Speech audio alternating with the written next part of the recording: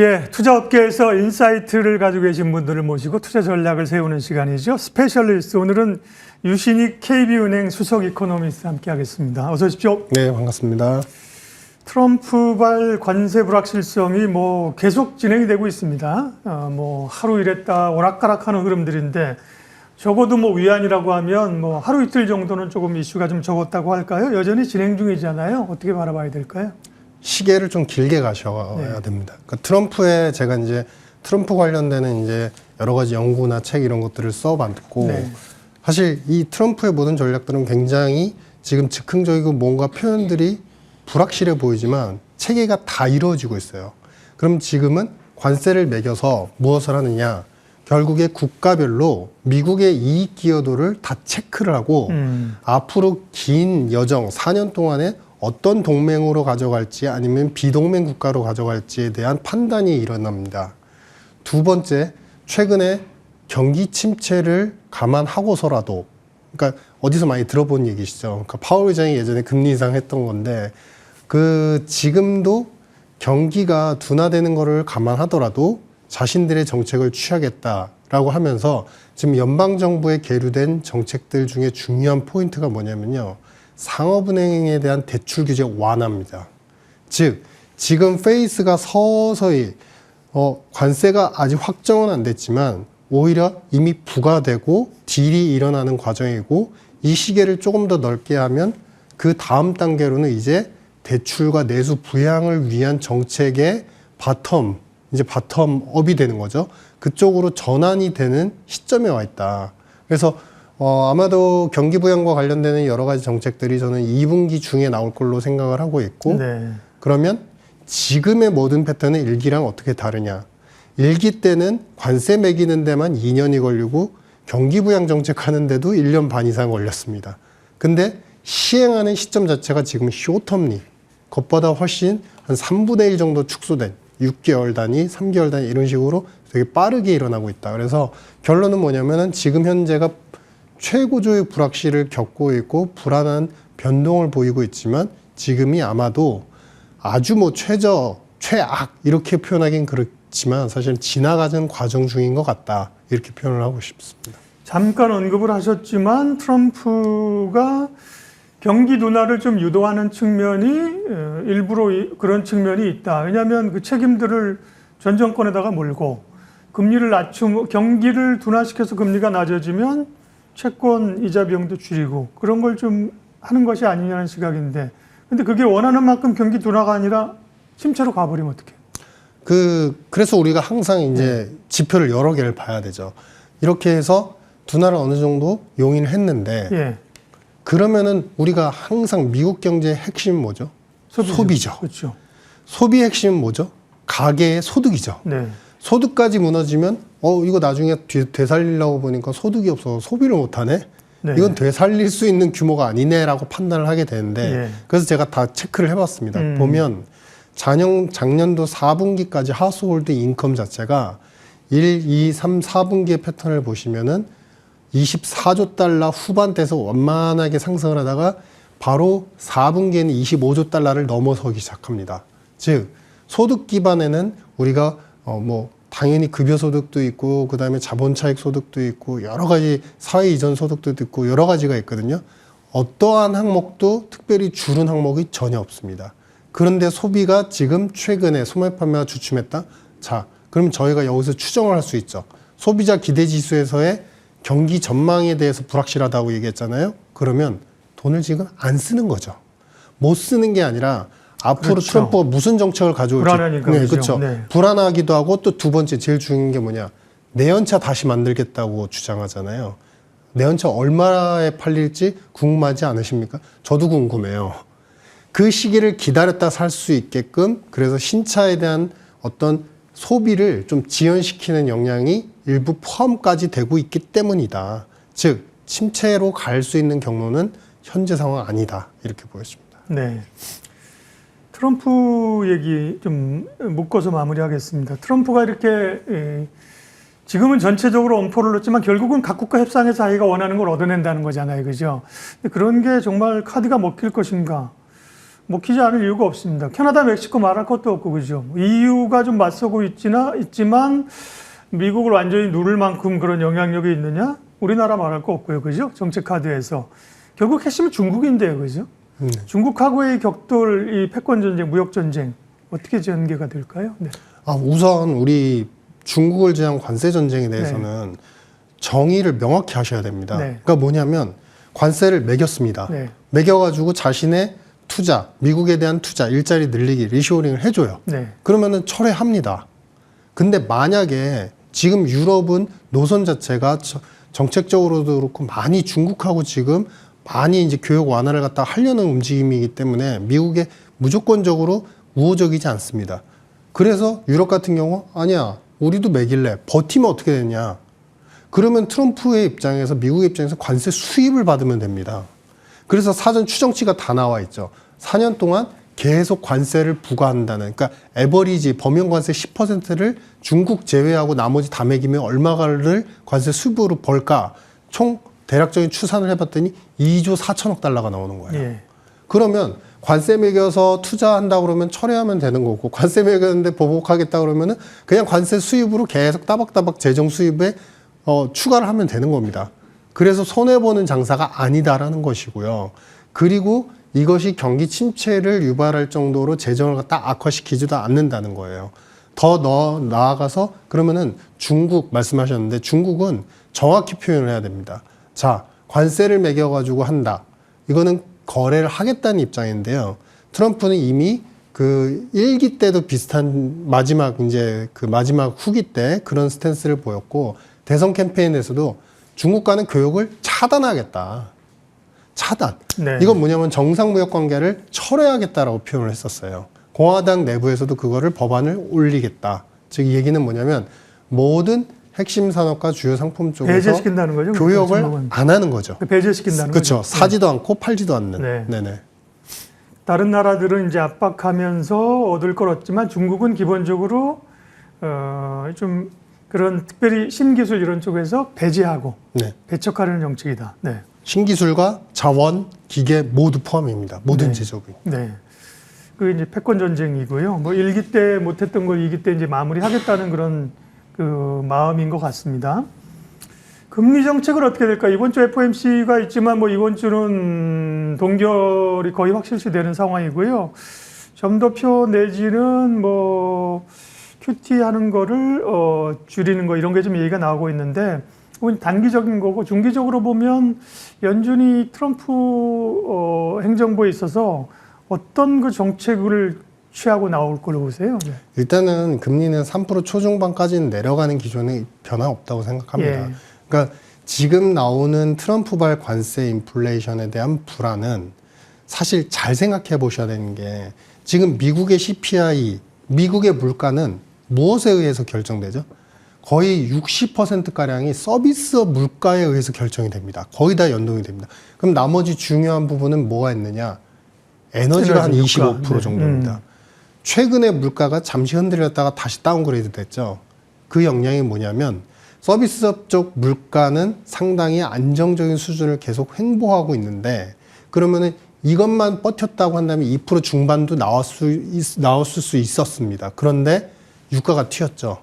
근데 여기서 우리가 정책은 지정학적인 어떤 정책과 경제를 함께 봐야 됩니다. 자, 최근에 러시아하고 손을 잡죠. 손을 잡으면서 러시아 우크라이나 전쟁을 휴전, 종료하자 계속 설득을 하고 있는 상태이죠.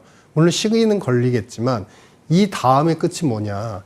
다시 러시아한테 일부 제재를 풀어주면서 글로벌 러시아산 원유가 유럽이나 다른 국가들한테 어느 정도 흘러 들어갈 수 있게 해서 수급의 안정화, 그리고 나서 유가가 안정화되게 만들 수 있는 기조. 다만 나중에 관세가 쌓여서 나중에 트럼프가 인플레이션은 올 수는 있잖아요. 1년 6개월에서 2년. 통상 시차가 그렇게 걸립니다. 그래서 지금은 올해를 놓고 본다면 보수적으로 보더라도 2회 인하는 충분히 가능해서 금리 인하의 기조 패턴은 내년 초까지 이어질 수 있다. 이렇게 보십니다. 미국이 지난 금요일은 주가가 강하게 반등했습니다만 뭐 최근에 상당히 조정을 많이 받은 상황들이고, 글로벌 주요 리서치 기관에서도 이제 올해 S&P 목표치를 낮춰잡고 있지 않습니까? 그렇게 보면 정말 이제 글로벌 자금들의 머니무브가 미국에서 좀 빠져나와서 유럽이나 중화권 증시, 홍콩 이런 쪽으로 확연하게 좀 가고 있다. 그렇게 보세요. 어떠세요? 그렇게 될 거라고는 아주 단기적 시각에는 가능하지만 네. 중기 이상의 시각에선 그렇지 그렇지 않다. 않아요? 왜요? 네. 예. 첫 번째, 지금의 모든 금융시장, 그러니까 아주 쉽게 말씀드리면은 지금 GDP 대비해서 시가총액이 제일 높은 나라가 주요국 중에서는 여전히 미국입니다. 200%를 차지하고 있는데 네. 그러면 200% 수준에서 300, 400을 계속 지속해서 갈 것이냐? 저는 당연히 그렇지 않다고 생각하거든요. 예. 쉬는 기간이 필요합니다. 그러면 중국 같은 경우는 어떤가 보시면요. GDP 대비 시가총액 비율이 거의 60% 정도도 안 돼요. 올랐어도 60, 70 정도밖에 안 돼요. 우리나라는 지금 90% 정도 내외 되거든요. 그러면 뭐냐면은 그동안에 쉬는 동안에 딥시크에 대해서 자신들의 역량을 좀 보여주면서 AI에 대한 패러다임과 그들의 신성장 많은 플랫폼화 기업들, 메이투안, 알리바바 이런 많은 기업들이 그래도 살아있다, 건재하다, 주식시장을 살리겠다, 뭐 이런 시진핑의 정책과 함께 반등이 나오고 있는 것이고요. 근데 그 끝은 항상 이게 중국이 어느 순간부터 모멘텀 플레이가 됐어요. 그러니까 말에 의해서 급등을 하고 말에 의해서 하염없이 빠지고 그래서 이런 부분은 정책적으로는 좀 한계가 있다. 그 시진핑의 모멘텀 정책만으로는. 예. 그리고 지금 다 유럽 같은 경우는 사실은 센 게 없습니다. 그러니까 AI가 됐던 제조업 기반이 됐던 사라는 게 독삼사가 됐던 사라는 사람이 뚜렷하지 않아요. 그렇기 때문에 싸다는 매력 때문에 무조건 좋아지긴 힘들고 오히려 우리가 이런 생각을 해보셔야죠. 쉬더라도 정책의 기반과 그다음에 돈으로서 계속적으로 앞으로 카드가 중요한 카드가 남은 게 바로 내수부양 정책, 금융 대출이라고 그랬죠. 그게 남은 국가에 돈은 결국 또 몰리게 돼 있다. 이렇게 판단이 되고 그것은 뭐냐? 다시 미국이다. 네. 네. 그렇게 보시는군요. 네. 트럼프 2기 시대에서의 지금 노이즈가 전 세계로 몰아치고 있는데 우리 한국 경제나 증시 측면에서 금융시장 측면에는 어떨까요? 물론 뭐 지금 우리가 또 리더십이 부재한 상황에서 여러 노이즈가 있는 상황이라 위기가 상당히 많은 건 사실인데 그죠? 그 가운데 또 이제 분명히 우리 경제 또 기회 요인도 있을 거예요. 그 위기와 기회 요인들을 좀 두드러진 걸 몇 가지 말씀해 주신다면. 우선 기회를 먼저 정리해야 됩니다. 예. 자, 지난번에 의회 연설에서 트럼프가 우리나라 3가지 관련된 키워드를 언급을 했습니다. 첫 번째, 우리 현대차에서 투자를 하고 있다. 공장 건설을 하고 있다. 앞으로 내연차 만들 수 있다. 이런 가능성 보여줬습니다. 두 번째, LNG 가스난 사업에 참여하겠다. 그렇죠. 동참, 파트너십을 맺겠다. 어제도 얘기가 나왔죠. 물론 이제 기브 앤 테이크의 관계가 조금 애매하긴 합니다. 그리고 마지막 세 번째는 조선이라든지 많은 해군 함정과 관련돼서 협력이 필요하다. 네. 이 3가지가 그날 인플레 완화와 전쟁 종료에 대한 이야기를 하려고 했는데 3가지 얘기가 다 한국 관련된 얘기예요. 지금 한국만이 지금 남은 어찌 보면은 트럼프가 중국과 싸워야 되는 차단을 해야 되는 앞으로의 거친 여정 속에서 굉장히 필요한 상황이 됐기 때문에 지금은 리더십 부재나 불확실성, 뭐 내부적인 불확실성 이런 거와 별도로 산업적인 메리트가 충분히 있기 때문에 드라이브를 더 걸어야 된다. 이거는 산업 각계에서 기업에서 충분히 걸고 그것이 결국엔 금융시장에 반영되는 시간이 곧 머지않아 올 것이다. 네. 일기 때도 유사했습니다. 미국의 또 금리가 이제 점차적으로 아까 말씀하신 것처럼 3% 중반까지 내려간다고 하면 우리도 이제 금리 정책이나 부양 정책을 조금 필 수 있는 여지도 있잖아요. 그렇죠. 근데 네. 이제 이미 좀 많이 낮춰놨기 때문에 네. 이제 조심스러워지겠죠. 네. 그러니까 그들이 2번을 할 때는 좀 지켜보다가 후행적으로 한 번 더 한다든지 아주 완만하게 네. 스테디하게. 그러니까 즉 여기서 이제 조금 있으면 2%를 뚫고 내려가기 때문에 여기서 이제 공격적으로 하기 힘들고 굉장히 장시간 동안 취사 선택을 하면서 내려갈 수밖에 없는 구조다. 네. 이렇게 보여집니다. 근데 우리 경제가 뭐 트럼프의 정책의 영향을 지금은 이제 좋은 측면을 분명히 봐야죠. 그러나 여러 수출의 압박들을 가지고 있는 상황이고 그거를 떠나더라도 우리 내부의 이제 성장의 동력이 보면 잠재 성장률이 떨어지고 네. 올해 지금 1%, 1.6, 1.4까지 성장률이 네. 떨어졌잖아요. 네. 그런 걸로 보면 사실은 우리도 이제 경기 상황 자체가 또 정권의 어떤 변화가 있어서 강력한 드라이브를 걸 수도 있지만 전체적으로 경기 상황은 어쨌든 안 좋게 봐야 되는 거 아니에요? 그렇죠. 전체적인 토탈리 경기 자체는 네. 그 다운그레이드가 약화되는 구간은 맞고요. 근데 다만 중요한 거는 중국과 제가 키워드로 말씀드렸던 이번에 미국은 중국과 교역 차단이라고 말씀드렸잖아요. 네. 교역을 줄여 나갔던 일기 때에도 사실 그 줄여 나가기 시작한 그 기간 동안에 서서히 우리나라의 제조업의 미국 판매 비율이 높아지기 시작합니다. 즉 지금 관세는 모든 나라에 해당이 되는데 일기랑 다른 건 뭐냐면 그 당시는 중국과 교역을 하면서 고관세였고요. 이제는 중국과 차단으로 갑니다. 그러면은 중국이 그동안 그렇게 많이 팔았던 기계, 화학, 저가형 반도체, ICT 산업 이런 쪽 그리고 심지어 자동차까지 일부 자동차까지 그런 부분에서 한국의 MS를 또 늘릴 수 있는 기회가 오는 것이지 이게 네거티브로 가지는 않을 것이다. 적어도 그 시장 자체, 소비시장 자체가 살아있다는 전제에서는 절대 우리가 기회 요인이 더 크다. 이렇게 말씀드리겠습니다. 예, 그러면 이제 오늘 말씀하신 대외 변수들 또 트럼프의 관세 정책에 따른 흐름들로 인해서 기존에는 우리가 뭐 조선이 1차적으로 수혜주였었고요. 조선 방산. 그 다음에 이제 수출과 관련 없는 뭐 내수업종 이런 것이 좀 오르지 않았습니까?